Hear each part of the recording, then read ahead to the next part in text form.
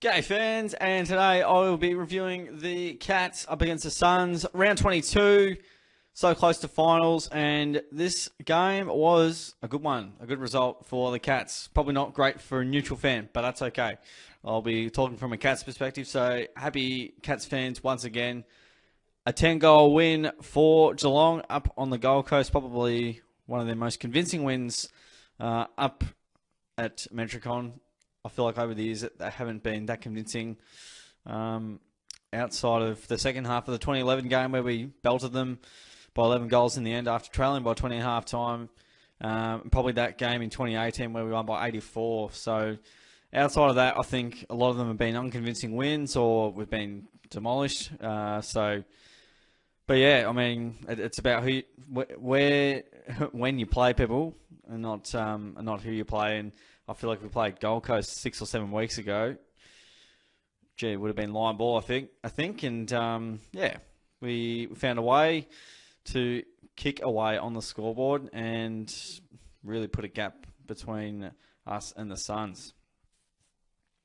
It was very ordinary early on in the pieces we saw. There wasn't too much scoring going on, and then all of a sudden we sparked into gear. You know, we end up with 7 goals by quarter time. It was, a real, show of strength there, and we were able to, put some ascendancy on the scoreboard and make a momentum count.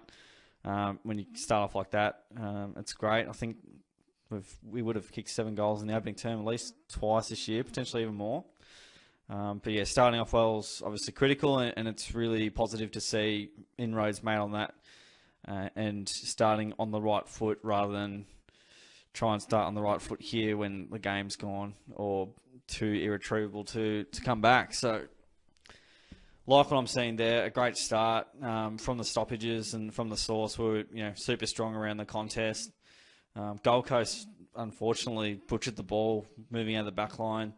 A bit of that was just the conditions, but most of it as well was down to our pressure in the forward line, which was great, given the conditions sort of that we were going through together. The second term was, very much in a similar vein. Ended up kicking 5 in the second term and really putting the game beyond doubt just around half time. With 12 goals on the board already and up by 51 points, so we're thinking, beauty, how good's this? And just once again, we're good transition from D50, really strong out of the stoppage. I think before halftime we had 8 goals out of stoppage, which is just unbelievable.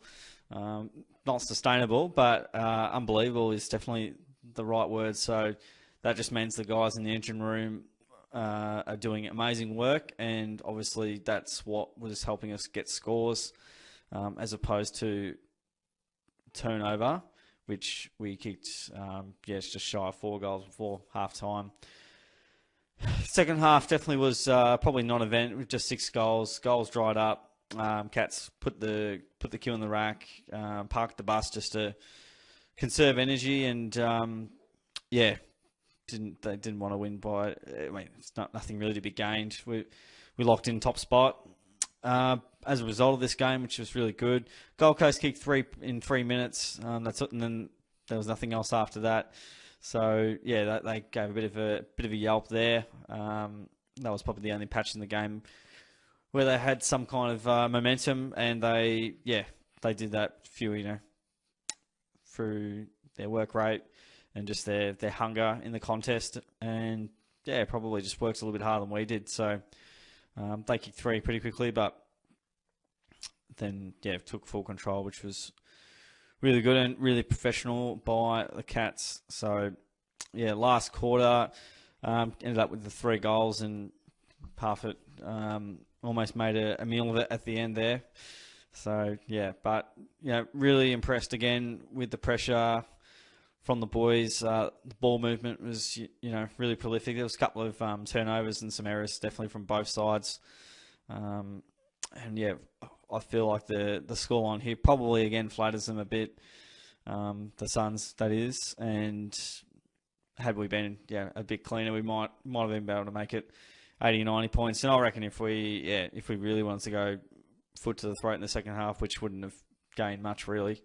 It could have been 120 points. But that's okay. I'm very happy with a 10-goal win and the Cats' 12th win in a row. The back line was amazing. The amount of intercept marks we took was just off the scales, off the charts. It was incredible. So, just that ability to be able to set up it the right way. And then that also means when you've got really good pressure on the ball, that's bread and butter for the Cats to intercept. And just really well-oiled machine that's, resting players. We got Isaac Smith and Duncan who are going to be really important in a couple of weeks. And, Selwood, Dangerfield, Blitzarf's come back into the side after being rested and they looked $1 million. So, it's hard to keep the lid on. I'm going to have to and force myself to keep the lid on it. But it's exciting what we're doing. And, credit to the Cats for getting the job done today and getting their 12th win in a row, and they will be playing at West Coast next week, which we'll discuss soon.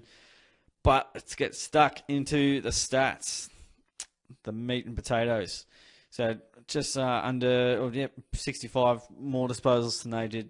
Definitely out-hunted them from that perspective. 72 inside 50s to 42, so it was just an incredible effort. We averaged, just I think shy of about 55 to 60 inside 50s a game on a good week.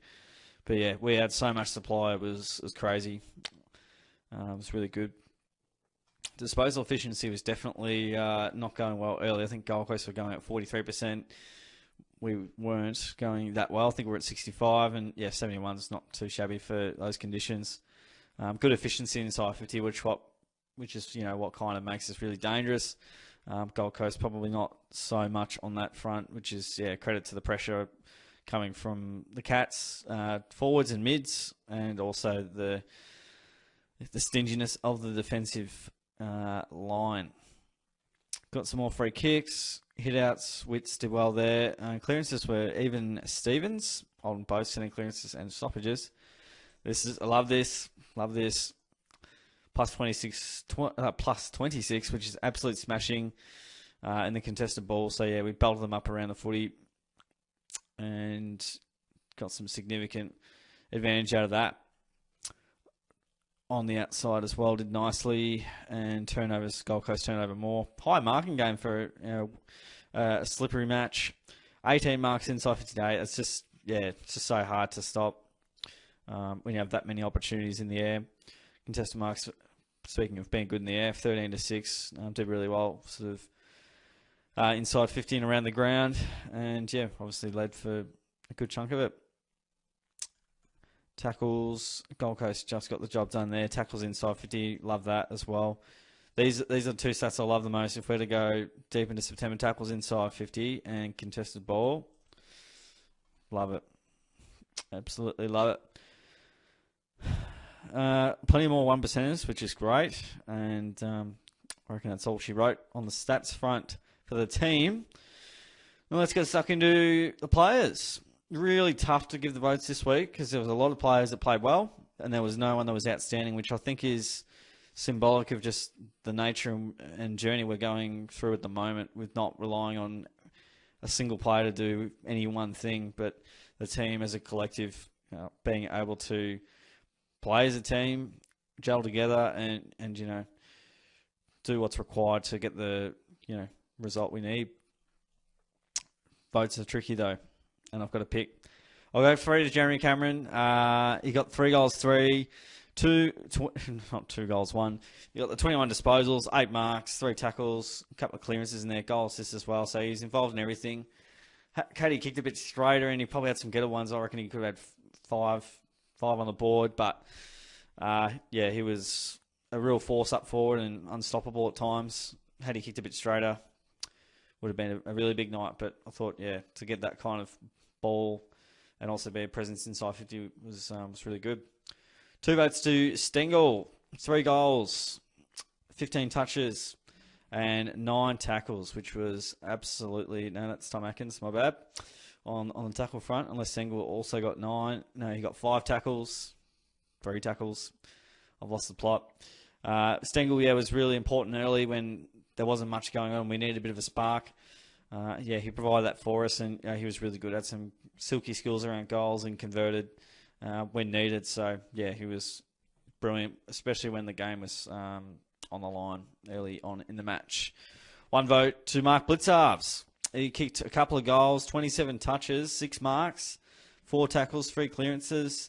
He was just involved in everything, and just a real presence for us, and got a couple of goals on the board, plenty of the footy, and he's just really strong in the air, and he definitely did well having a break. Come back very nicely. And there's a bunch of other players that could have got a vote as well, which we'll go through now. Guthrie, 30 touches and a goal. Also got 7 marks, 4 clearances, really good. Once again, getting a lot of the footy and making us better. Parfitt's playing career best football, playing on the edge, 28 disposals with a couple of goals next to his name, 4 tackles, 4 clearances. Just playing a really good role for us. Max Holmes, a couple of goals and 20 touches as well. And he got the 6 marks. Got a goal assist in there as well. Just super clean, really quick, and a penetrating kick. He's been brilliant to watch. Tom Stewart had a bit of attention again. They're going tagging Tom Stewart when we can play and win without him, but that's all right. Teams would be, I suppose, going mad if they weren't tagging him, and Dan if they do tag him, Dan if they don't. But he ended up with a 21, 6 marks, even notched up a clearance and got a goal assist in there for his work. And again, super solid behind the ball. Joel Selwood had rest and looked good. He got 21, had a shot at goal, could have handballed over the top. That's all right. 6 tackles, which was great. He stuck the tackles, 6 clearances. He's a clearance machine. Did a good job. Brian Myers also played a ripper game. A couple of goals next to his name there, 7 marks. And got a goal assist in there, almost 500 metres gained, so he definitely got plenty of purchase when he did have the ball, and a couple of goals, and also setting up some goals. So he's working this season quite nicely. Obviously, an interrupted pre-season, and he's looking the goods.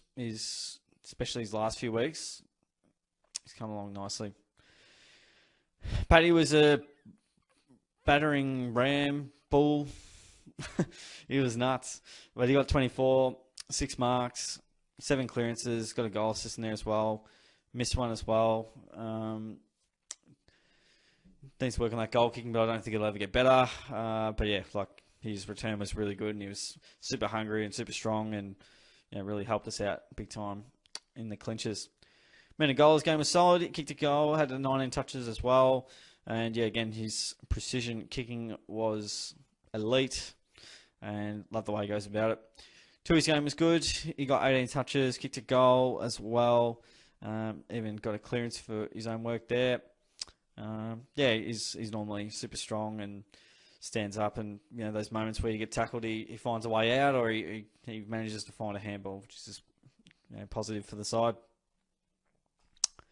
Moving over to Tommy Atkins, he got 15 touches, kicked a point there. 9 tackles, which was awesome. So I was crediting Stengel with 9 tackles before. 3 clearances, got a goal assist in there as well. Absolute workhorse, this man, and love the role he's playing in the midfield for us. It's been significant. Cole Jasny got 13 disposals, 9 marks. So really good behind the ball. Did a good job there, and not too many chaotic moments, which is what we like to see. Hawks game was good. He got 1 next to his name. Missed a shocker. Missed everything. Got the 6 marks as well as 4 hitouts inside 50, but that is huge. I can't recall a player getting that many goal assists. 4 goal assists directly from Hawk, which is amazing. So he's involved in 5 goals easily there already. Bros. Brad Close, he got 18 disposals. Dear. He played well. Some good pressure acts from him. Always super clean, super silky. And just love what he does for the club. So, well done, Brad. Zach Guthrie, really good again. super solid. 18 disposals, 4 marks for him as well. Got a goal assist in there also, which was good. So yeah, loving Guthrie's role. Henry was pretty handy. He got the 12 possessions, 7 marks as well. Got a goal assist as well. There's a few goal assists in this one. Jet Buse also got racked up with a little bit of the footy with 11 and always runs and carries when he can. DeConning didn't have to get too involved, which was good. But yeah, again, he's really good. And I think, 3 marks from his 11 touches. Didn't go inside 50 a lot, so he didn't have to do a lot of work, which is nice. O'Connor was a Medi sub, ended up with 8. So yeah, he didn't have a stack of game time. As you can see there, just the 40% time on ground.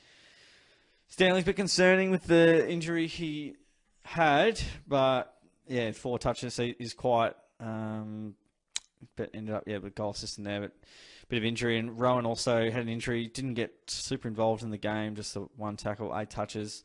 Didn't really hit the scoreboard, but was playing, with an injured finger, so couldn't really sub out Rowan, unfortunately. He just had to play on almost, or he could have just stayed on the bench, and maybe the Cats didn't want to do less rotations, but there you go. That's a bit of a run-through of how the game went. Let's have a look at next week, where Geelong will play their final home game and final game, home and away game of the season, and it will be at the Cattery, 4:35. I am so frustrated with how many 4:35 games we've had this year. It's just been out of this world, really. But yeah, Eagles at home, they don't play there very well, and they're rebuilding and all that good stuff. So I suspect a pretty comfortable win. It could be 80, 90 points. It could be more. Depends on what we want to play for and what we're doing. But yeah, I suspect it should be a comfortable win, and hopefully we can get Jez's boots and Hawk's boots filled up. Hopefully we can get Jez that Coleman. I don't think Hawk can win it from here, but we'll see what happens. We will see how it all pans out. So that's it, guys. Cats cruise to victory. Coast over the Coasters at Metricon Stadium by 60 points. And guys, I appreciate you joining in for the review once again. Pleasure doing these ones. So don't forget to give the video a like, subscribe away if you haven't already. And yeah, other than that, I'll see you guys all in the next video, next review. Have a good one. We'll see you then.